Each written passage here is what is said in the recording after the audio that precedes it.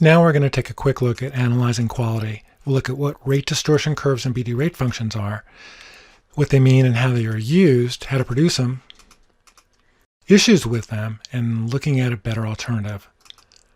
So what are rate distortion curves and BD-Rate functions? Both represent how one codec compares to another, or how one encoding technique compares to another.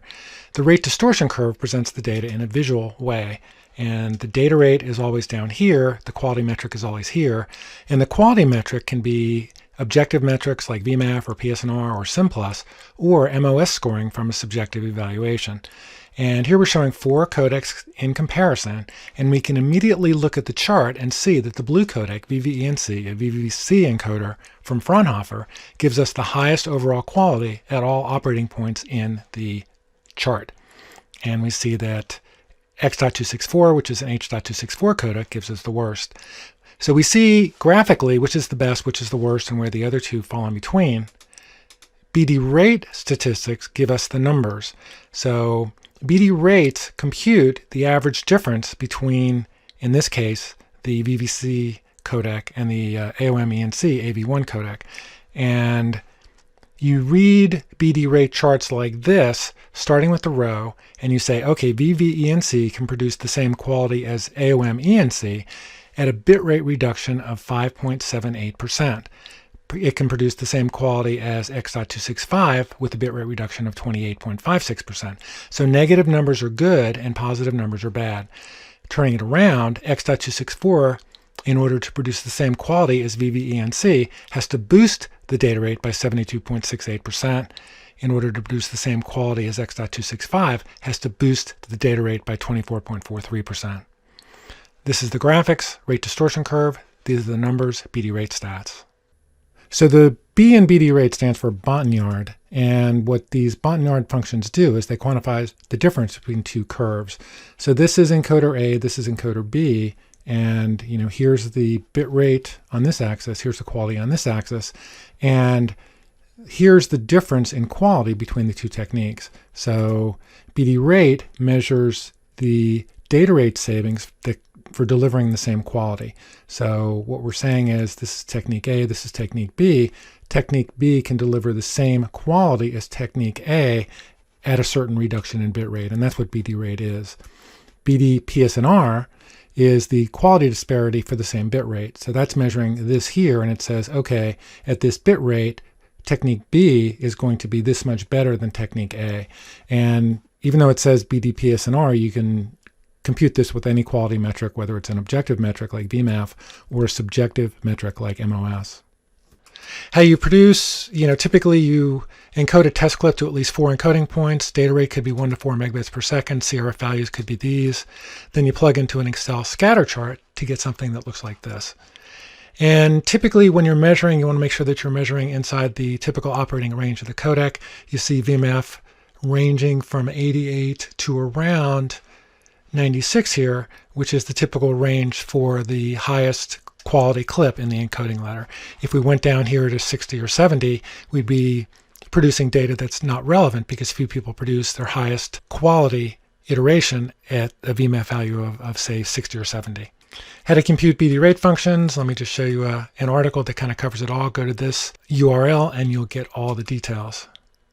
So what do I have issue-wise with BD-Rate computations? Well, there's academic versus real-world comparisons, and then there's actual profile usage. And this is kind of a pet peeve. We're looking at 2 studies here. This is a white paper, and they compare VVC, HEVC, and AV1. And their conclusion was for the tested versions, there was no significant difference between AV1 and HEVC. And then we have the MSU codec comparison from 2019 that says that AV1 is 22% more effective than the best HEVC codec and 32% more efficient than X.265. So clearly there's a difference here. And why is there a difference? Part of it relates to the difference between a reference codec and a real-world codec. So a reference codec or a test model is a codec that provides access to all features of a codec, even those that may not be implemented in a commercial encoder. So there could be licensing issues, as we saw with VVC and EVC, or the features could just be too slow for commercial use. And these codecs don't provide a relevant range of encoding controls like 2-pass VBR. which makes them not commercially usable.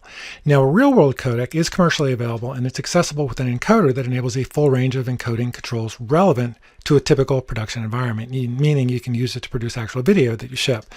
And features would include VBR. When I tested VVC, I had to use what's called CQ-based encoding, which very, very few, if any, producers actually use in the real world.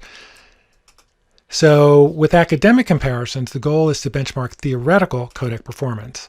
With a real-world comparison, it's to benchmark real-world codec and encoding performance. The encoder is a reference or test model, as we just covered, and here the encoder is a real-world encoder. The settings are CQ-based typically because there's no effective bitrate control in the reference coder. And here, for commercial tests, they're typically bitrate-based because that's what most people use to produce their video. And test clips here are very structured for repeatability, and they're in very pristine format with VUV or YUV sources. And the test clips for most commercial or real-world comparisons are very, very diverse, and they're using realistic sources like those you use in the real world. In essence, academics test encoders no producer will ever use, using settings no producer will ever use, with raw test clips unlike those transcoded by most producers, and using videos that few consumers have ever watched. And they do that to gauge theoretical performance. Real-world trials test commercially available encoders using actual production settings with clips formatted like those they typically transcode, meaning inputs between 10 and 50 megabits per second unless you're Netflix or a really high-end producer. And they're using clips from multiple sources that represent broad-based relevant content to their target audience. So Moscow State University uses clips from Vimeo, Facebook uses their own library, as does Netflix. And they do this to gauge real-world performance, not theoretical performance. The bottom line is academic comparisons are valid tools for benchmarking theoretical codec performance, but if they're using a reference coder or a test model or CQ-based encoding, the results probably don't reflect real-world performance. The second issue with BD-Rate numbers, and this is probably more significant, is that actual savings depend on your usage. So here we're looking at two different encoding ladders from a Brightcove white paper.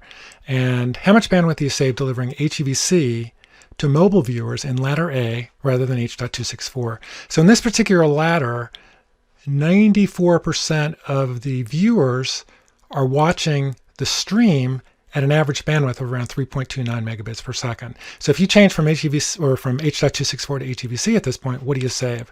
You save nothing, because H.264 might be a 3.29 megabit 720p stream, and HEVC would be a 3.29 megabit 1080p stream. It would be higher quality, but there's no bitrate savings.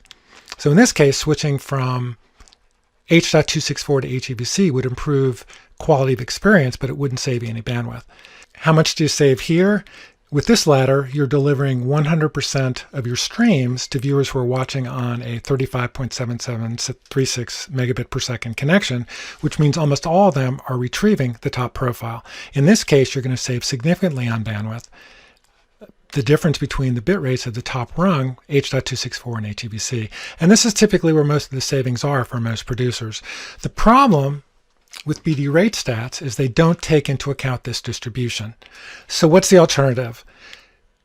Use weighted average bitrate and weighted average VMAF calculations and compute the average delivery bitrate and average VMAF score using actual usage stats with your current codec. So you should know these numbers here, you should know these numbers here, and obviously you know the bit rates of your files. Do the math, and then you end up with a weighted bit rate of 5.275 megabits per second, and an average weighted VMAF of 91.17.